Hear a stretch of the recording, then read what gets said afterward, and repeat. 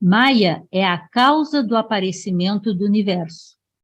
Tem a ver com o que nós estávamos falando há pouco, né? Por isso, a relação com a ideia de Mahat Brahman. O Brahman Supremo, que é sem forma e atributos, toma a forma do Ishvara, manifesto, somente por existir sua associação com Maya.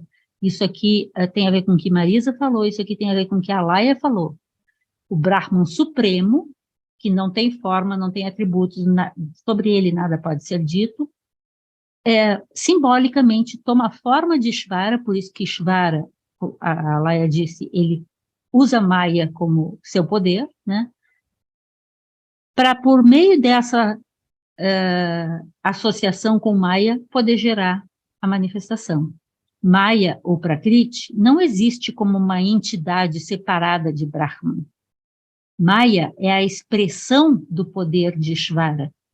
Desse modo, Maya se divide em 3 diferentes aspectos: o criador, o preservador e o destruidor do universo. O criador, o destruidor do universo vai estar relacionado a Shiva, o preservador vai estar relacionado a Tamas. Misturei as palavras. Vishnu. Mas Brahma, Vishnu e Shiva, sim, mas não eram essas 3 que eu estava pensando nas gunas. Então, sim, é Brahma, Vishnu e Shiva, como a trindade do hinduísmo, conforme a gente comentou até na outra reunião, e também em relação às gunas. O preservador vai ser Tamas, o criador vai ser Sattva, e o destruidor vai ser Rajas. Então, importantes textos no Mahabharata e nos Puranas esclarecem que Maya é um poder de Ishvara. Mahabharata, Jane, e Puranas são grandes textos. O Mahabharata é o maior texto, né? Por isso Maha. O Mahabharata é principalmente descrições lendárias e histórias, né? E os Puranas, onde tem materiais filosóficos também, mas é mais históricos, né? Esclarecem que Maya é um poder de Ishvara para tornar possível a manifestação do universo. E esse é um tópico importantíssimo nessas antigas cosmogonias. Então, eles não seriam descuidados no uso da palavra Maya, se esse é um tópico tão importante nas suas cosmogonias, e o Mahabharata e os Puranas contam a história da manifestação da humanidade, né? Maya também é chamada de matéria primordial ou mula prakriti, assim a gente encontra na doutrina secreta, por sinal, que se transforma no universo por sua associação com Ishvara, que vai ser chamado de Purusha, né? Novamente, a Neila Kantan é que escreve essa frase, né? E a Blavatsky, quando publica na Doutrina Secreta as Instâncias do Dhyan, lá ela diz que Mula Prakriti, a matéria primordial, e Purusha, que é traduzido geralmente por espírito, são 2 faces irmãs e inseparáveis para que seja possível ao absoluto a manifestação, emanar o universo, né? Essa força chamada Prakriti ou Maya também é identificada com a Vidya. Aqui vai conversar um pouco. Na Sankhya, que é aquela 5ª Darshana, né? quarta Darshana, a Vidya é um poder cósmico presente no início da manifestação. Na Sankhya, a Vidya está no início da manifestação. E Shankara usa esses 2 termos, Prakriti Maya e Avidya, como 2 termos que têm equivalência. Então, vamos lá, Ishvara, Maya e Avidya. O mais comum é Maya ser vista como a limitação de Ishvara, enquanto geração do universo, e Avidya ser a limitação presente na mente do homem, na teia da dualidade. Então, o homem, Atman, quando fica limitado, é por causa de Avidya.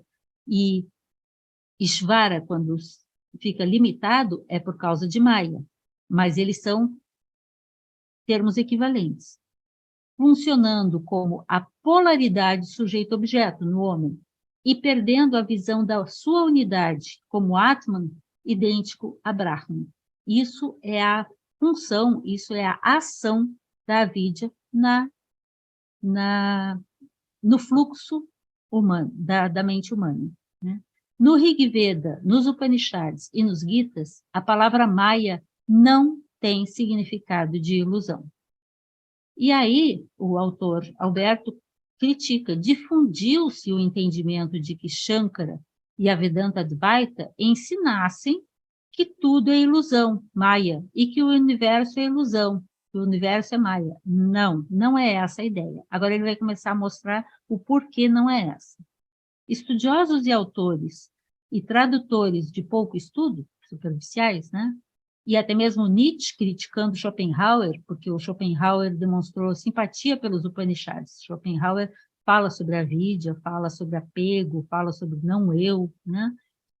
E o Nietzsche, então, criticou Schopenhauer e também citando que isso era, confundindo essa ideia como sendo ilusão, que seria o negativismo ou o pessimismo metafísico da filosofia Vedanta, né? E a filosofia Vedanta ficou vista como sendo uma filosofia que defende que tudo é ilusão, que o universo é ilusão. Isso não é verdadeiro.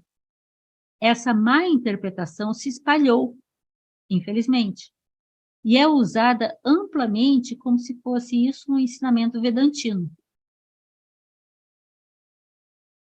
Por quê? Devido ao persistente problema das más traduções feitas sem conhecimento do fundamento filosófico ou religioso real de uma tradução. Então, se a gente não conhece os fundamentos daquilo com o qual a gente está trabalhando, fica muito fácil de escorregar e usar a nossa cultura para impor a interpretação. Não estou dizendo que é por má vontade, deliberadamente, mas é por falta de conhecimento, por não compreender a visão daquela tradição, filosofia, daquele princípio, daquela base, a tradução fica dependente da forma como esse sujeito vê aquela outra cultura. Aí o Alberto cita O'Neill, Thomas O'Neill, que é de Massachusetts, né? Que diz em um estudo... Oi, Lígia. Que diz em um estudo sobre Shankara que foi o linguista Whitney, a Whitney, que é de Massachusetts, tá? O O'Neill eu acho que é inglês. O Whitney, no século XIX, no seu livro sobre o Atharva Veda Samhita, Samhita é canção, né, a canção do Atharva Veda, foi ele quem teria traduzido a palavra sânscrita Maya pela palavra inglesa illusion, né, traduzida ao português como ilusão. E que aí isso pegou a tradução do americano Whitney. Whitney, a partir dos seus estudos de filologia, traduziu hinos, samhitas, né, dos Vedas, sem ter um conhecimento adequado sobre o pensamento indiano. E aí, americanos e europeus usaram a palavra ilusão para traduzir Maya por causa da influência de Whitney. O Bruno há pouco falou que mesmo os orientais começaram a usar também. E realmente por causa do poder do aculturamento, né? Da potência das culturas mais... que se dizem mais fortes, né? Mais competentes. Isso é muito comum a gente ver no nosso próprio contexto, como algumas pessoas repetem certos comportamentos e falas simplesmente porque alguém famoso faz assim, alguém famoso falou assim. Então, quando os ingleses invadem a Índia, se eles falam assim, então deve ser. E muitas vezes aquela cultura acaba sendo encampada por uma cultura estranha, que invade, e tudo deles acaba sendo traduzido segundo aquela cultura invasora, né? Então, o O'Neill, que está fazendo essa crítica, também comenta que, etimologicamente, a palavra Maya, em sânscrito, é derivada da raiz ma, que significa medida ou limite. Então, Maya é o limite, a extensão do universo, a delimitação. É interessante que ma também tá na palavra manas, que é a medida do nosso fluxo, da nossa capacidade de pensar, manas. E assim, outras palavras sânscritas que a gente vê, eu não conheço bem sânscrito, mas a gente acaba aprendendo um pouco para poder interpretar alguns dos conceitos que vão aparecendo. Então, Maya significa medir, limitar, delimitar a extensão, né? O O'Neill também refere que Shankara, numa passagem, ele usa Maya com o sentido de ser o espaço no qual reside o mundo da forma. Ou seja, o mundo material, né? Que material, como eu disse, não é material apenas forma física, não é apenas forma densa, mas é tudo que se manifesta, tudo que é fenômeno. E que Maya tem uma relação direta com a palavra Samvriti. A palavra Samvriti é muito utilizada novamente na Sankhya também, mas no budismo. E a palavra Samvriti, Vriti é movimento, Sam tem a ver com, é parecido com ma, tem a ver com espaço, com medida de espaço, né? É traduzida por aparência. Na filosofia budista Mahayana, o termo Samvriti também é usado com o sentido de aparência, no mundo relativo, em contraponto à Paramartha, a realidade primordial. Nós temos dois conceitos, né, na filosofia budista Mahayana, que são Samvriti Satya, a verdade relativa, e Paramartha Satya, a verdade última, né? Então, Samvriti com esse sentido, que é relativo. E nesse sentido é que o nosso eu, que existe, ele é relativo, porque ele é dependente das relações que se estabelecem com todo o restante da manifestação. Mas o relativo ou o aparente não é uma ilusão, eles existem, pois é relativo na comparação com o que é absoluto. Então, o eu relativo, comparado com o eu absoluto, ele não existe, mas ele existe comparado com o mundo da manifestação, na relação com o mundo da manifestação.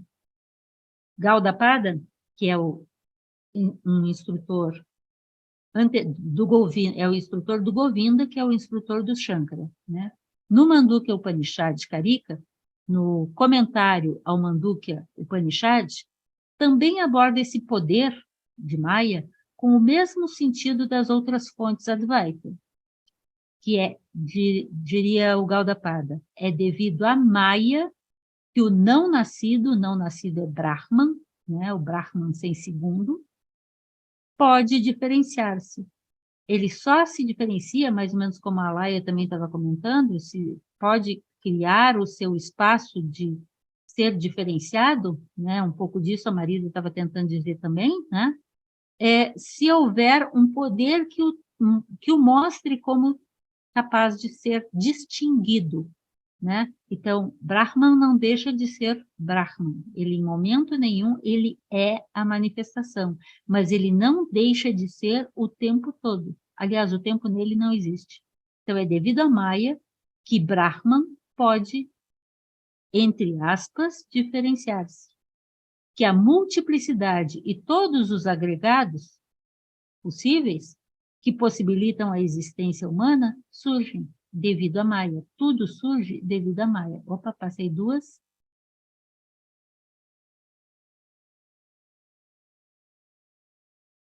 Então, a filosofia da Vedanta Advaita e de Shankara foi impregnada nas traduções e comentários acadêmicos por uma interpretação que não corresponde ao que está de fato nos textos originais. Os vários Upanishads afirmam que não existe nada que não seja Brahman.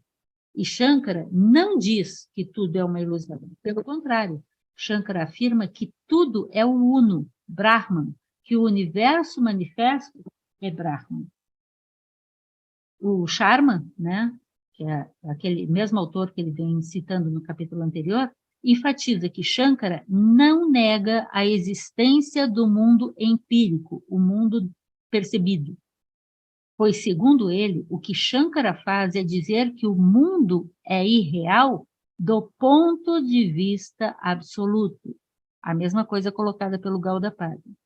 O Vivekachudamani é o texto mais conhecido, mais referido, talvez o mais importante do Shankara.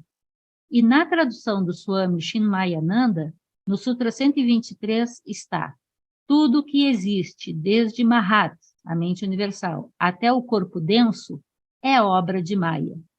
E no Sutra 108, a força Maya é ou está relacionada com a Vidya. A Vidya ou Maya é o poder do Senhor, Brahman, né? E na tradução de Mohini Chatterjee, que é a tradução que a gente tem em português pela Teosófica, que foi aqui eu e o Alberto revisamos, no Sutra 110 diz: a Suprema Maya, de onde nasce todo este universo, é Paramesha Shakti, ou seja, o poder supremo do Senhor. Ou seja, a Suprema Maya, de onde tudo que é o universo manifesto surge, existe, é o poder supremo do Senhor. E ela é constituída pelas 3 gunas, Sattva, Rajas e Tamas. Nestas passagens, eu acho que esse é o último. Não, tem mais um. Nestas passagens do próprio Shankara, Maya é entendida como sendo a força geradora de todo o universo, incluindo Mahat, a mente universal. Não há condições para a palavra ser traduzida por ilusão. No entanto, há inúmeros catedráticos que fazem tal afirmação. Mas a Vedanta Advaita não fala que tudo é uma ilusão, e nem fala que o mundo é uma construção mental. Não. Sem Brahman, sem Brahman, que é o Uno, não há o universo, o cosmos. Atman é a vida do universo, e Atman é idêntico a Brahman. São premissas dos Upanishads, são os princípios dos Upanishads e da Vedanta Advaita. Shankara não faz uma afirmação negativa dizendo que o universo é uma ilusão, que o universo é Maya. Ele afirma que tudo é Brahman, que não há nada fora de Brahman. Só há a realidade una, segundo a metafísica vedantina. Não há nada fora do um. A multiplicidade surge do um, e ao um retorna. No Brahmanismo, que é a tradição dos Brahmanes da Índia, que é a religião bramânica, né, é dito que Brahman manifesta, isso é o Manvantara, o universo. E depois há um retorno, ao Pralaya, a Brahman, que isso novamente está na tradição Sankhya. E esse é o último, para fechar. Na Sankhya, Purusha e Prakriti, espírito e matéria primordial, não formam uma dualidade essencial, mas são as 2 faces da mesma realidade.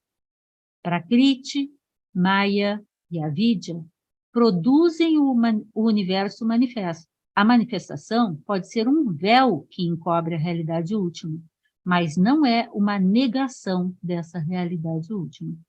A manifestação é um upadi, palavra sânscrita que é usada e traduzida geralmente como veículo, muitas vezes como forma, mas forma no sentido de aquilo que delimita e serve de veículo para aquela energia, como um upadi de Brahman. Subarao, que foi um colega de Blavatsky, um indiano vedantino raiz, né, do século XIX, no seu artigo Prakriti e Purusha, matéria primordial e espírito primordial, diz que Maya é o upadi, é o veículo de Brahman, que deve ser identificada com Prakriti. Maya deve ser identificada com Prakriti, e que não há diferença entre Prakriti, Maya e Shakti, pois os antigos filósofos indianos não fazem distinção entre força e matéria. Não como se uma coisa fosse uma e outra coisa fosse a outra, elas são apenas as 2 faces da mesma moeda. e reforça que Purusha e Prakriti são dois aspectos da mesma realidade una. Shakti aqui aparece por causa também dessas duas faces, né, da moeda, que é Shiva e Shakti, que no Shivaísmo vai ser mais desenvolvido. Por esse raciocínio de um grande vedantino como Subarou, se Prakriti e Maya podem ser identificados, o termo Maya não deve ser entendido ou traduzido como ilusão. Prakriti não é uma simples ilusão, pois Prakriti é a cisígia, aí ele está usando um termo que é típico da tradição do gnosticismo, o par complementar, aquele que complementa a cara metade de Purusha, que é um outro nome para Atma. E aí terminou o capítulo. Vamos conversar mais uns minutos. Eita, que eu falo muito, mas isso tem que estudar, ficar em cima.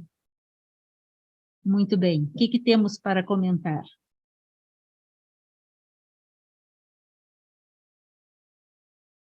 Eu tinha visto que aqui no chat colocaram algumas coisas. O Pedro tinha colocado, entendi que a vidya seria a não percepção do todo, a percepção parcial, velada, que confunde aquilo que de fato é, que é esse todo, com o que nós somos capazes de perceber. E por isso os perigos de ficar preso ao mental. Não vemos a totalidade. Sim, isso, Pedro. Vemos apenas uma parte do todo. Por isso não temos a compreensão do todo. Daí vem a nossa ignorância, a vidya. Concordo. Daniel. Isso, o Igor. Me parece que os nossos sentidos criam até as falsas aparências para a Maya. Sim, enquanto a gente está aqui tentando definir coisas indefiníveis, a gente está criando véus também, né? Na busca de ultrapassar essa limitação. Ismênia, veja esses conceitos como a base para nos prepararmos para a comunhão com o Uno. Sim, mas não associo muito com símbolos criados pela mente. Percebo de forma mais abstrata, mas essa é a busca.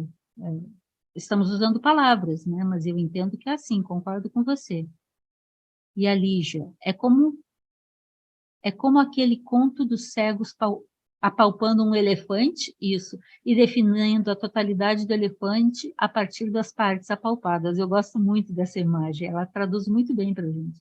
A gente só enxerga pelo buraco da fechadura e acha que tudo que a gente está enxergando é o todo, mas a gente só é capaz de enxergar aquilo que a gente tem referências para ser enxergado. Concordo, Lígia, muito bom. Terminando aqui com a Carol. Alguém quer falar? Levanta a mãozinha. Diz a Carol. Então, Budi poderia ser uma manifestação de Maya, visto que Maya é o veículo de Brahman. De certa forma, eu acho que a gente pode fazer uma certa associação, sim, né? Maya como Budi em relação a Brahman, que é Atma. Não tinha pensado nisso, quem sabe? Até, Estou rindo. até aqui naquele texto da Samkhya, né, que foi citado aí, do Ishvara Krishna, Budi é identificado mesmo como sendo algo relacionado a Prakriti, né? Porque tem uma relação de Budi com o Mahat, né? Justamente com essa mente universal, e Budi, de certa forma, é a nossa ligação com essa mente universal. Assim como a doutrina secreta também vai falar isso, Vai. né? Que é essa ligação de Mahat ou Alaya com o Budi em nós, né? Então acho que dá para fazer mesmo, né, esse tipo de É, relação. E é legal que a gente tem que olhar, como você mostrou hoje, né, nessa parte do texto, que a gente está acostumado a demonizar a palavra Maia, devido à ideia de Maia como ilusão, Maia como algo negativo. E aqui esse texto, né, e pensar nessas relações com Budi, com Mula Prakriti, etc., a gente então tem que parar de demonizar Maia, tem que parar de culpar Maia pelas nossas próprias mancadas. graças a Ishvara, Maya existe. E assim podemos estar aqui.